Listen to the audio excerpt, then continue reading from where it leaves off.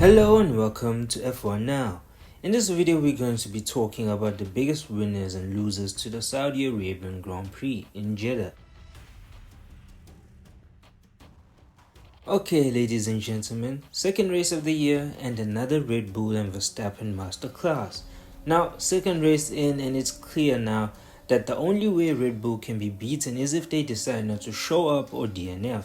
I mean, Verstappen got the race started nicely, covering off Leclerc, and then slowly but surely just building the gap. So we got our first safety car of the year, and one would hope that spices things up. But with Lando now in the lead on older mediums, it just gave Verstappen an opportunity to show he was still capable of making overtakes, considering he's now becoming the certified pole man.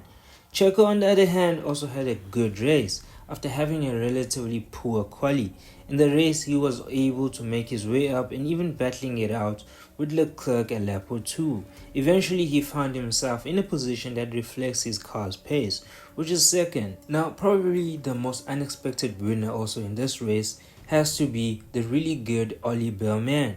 From qualifying pole in F2 to going straight into practice 3, quali and the race in an F1 car all in just 36 hours.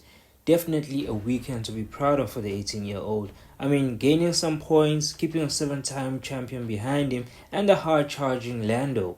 And he should really consider this race as a great resume for his future F1 career hopes. Finally, how can we talk about big winners and not mention the Spaniard Fernando Alonso? Alonso and his AMR24 have been there from practice to quali and the race. What confuses me is that is his results in the race a true reflection of the man himself or the car, or is it a combination of both? I say this because his teammate Stroll was just nowhere this weekend and his crash summed it all up. Now, for me, the losers of this race will have to be McLaren's Lando Norris and Mercedes' Lewis Hamilton.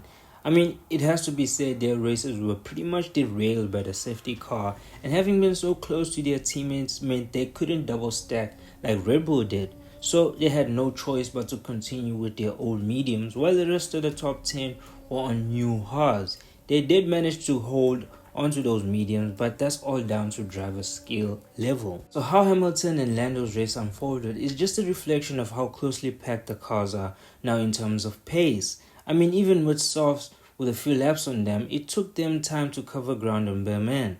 And for the teams as a whole, this must have been hard because this is yet another race in which Mercedes and McLaren realize how far behind Ferrari they are, let alone Red Bull.